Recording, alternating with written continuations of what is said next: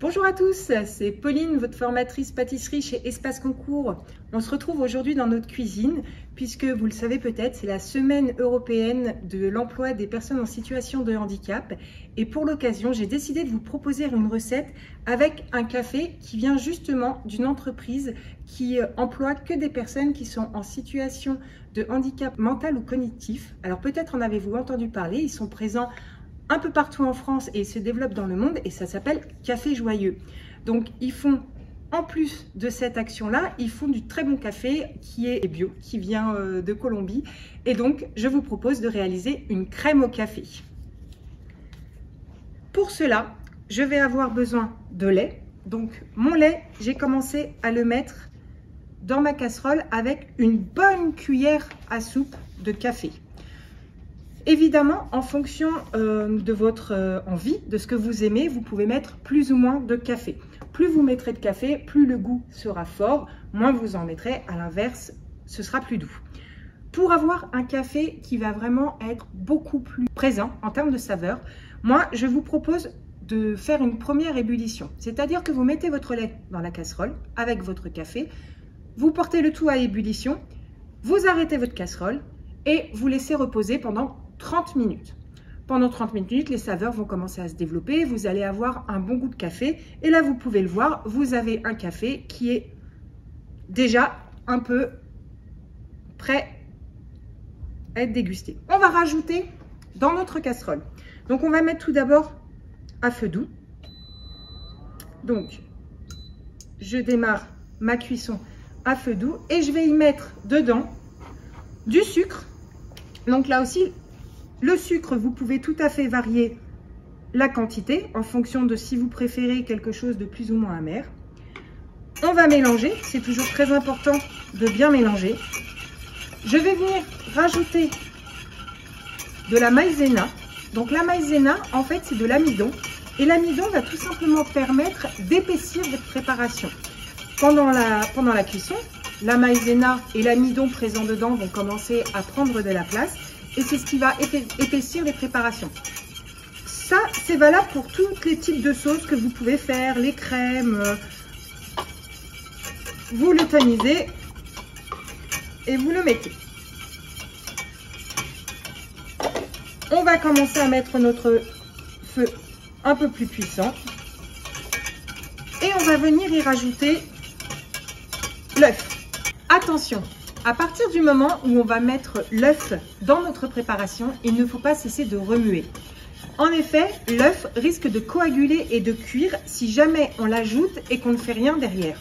Donc, je vais mettre tranquillement mon œuf dans ma préparation.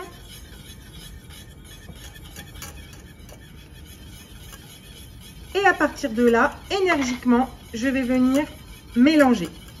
L'objectif, c'est que mon œuf s'amalgame et se mélange correctement. Donc, on y va. On part du centre de sa casserole pour venir faire une émulsion correcte et venir mélanger. À partir du moment où notre œuf est convenablement mélangé, notre préparation est amalgamée, nous allons cuire pendant 8 minutes. Pendant ces 8 minutes, notre préparation va s'épaissir. Elle va commencer à prendre la forme de la crème que l'on connaît. Si toutefois vous la trouvez encore un tout petit peu liquide, n'hésitez pas à venir rajouter un tout petit peu de maïzena, une petite cuillère à café à l'intérieur pour mélanger et épaissir votre préparation. Ne soyez pas inquiet non plus si votre crème vous semble un peu liquide, puisque cette crème, vous allez devoir la reposer un petit peu au frais. Donc quand on va terminer de la faire, on va la mettre au frigo, minimum 2 heures. L'idéal, c'est de la laisser la nuit entière, donc à peu près 10-12 heures. Et donc, nous allons continuer de fouetter pendant les 8 minutes dont je vous ai parlé. Notre préparation s'est bien épaissie. Nous avons quelque chose qui est beaucoup plus épais. Alors, cette crème au café que je vous propose aujourd'hui, évidemment, vous pouvez la faire à partir de d'autres saveurs. Vous pouvez les faire très bien à la vanille, vous pouvez rajouter un peu de chocolat dans le café si vous voulez un mélange qui se rapproche un petit peu de quelque chose comme le cappuccino. Vous pouvez également mettre bien un peu tout ce que vous voulez, de la pistache, de la fleur d'oranger. Vous pouvez vraiment en faire une crème aromatisée à autre chose que le café.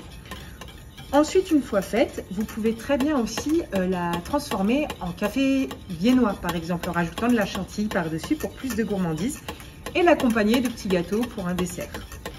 Donc là, j'ai réalisé mes 8 minutes de cuisson, ça s'est épaissi. Donc, je vais mettre hors du feu un petit peu et je vais venir rajouter de la crème fraîche liquide qui est à température ambiante. Je viens rajouter dans mon mélange. On fait attention à bien récupérer toute sa crème. Voilà.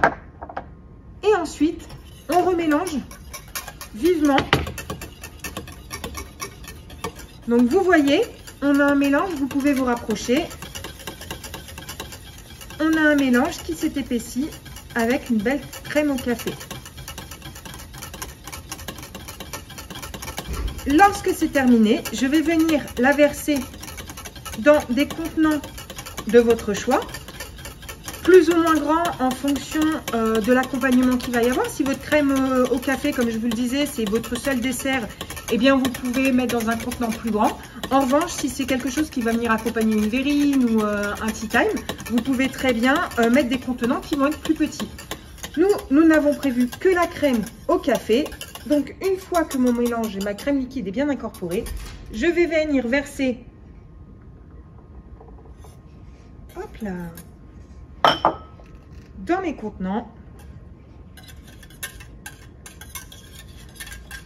Donc, encore une fois, pour ne rien perdre, hop, nous allons prendre la Maryse.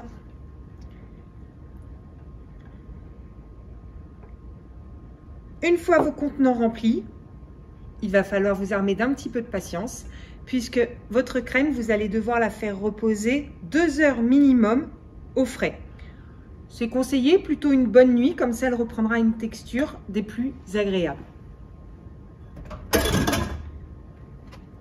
Et voilà pour nos crèmes au café. Je vous dis à très bientôt. N'hésitez pas, si vous testez ces recettes, de nous laisser un commentaire ou de les publier en nous taguant sur les réseaux, donc Espace Concours.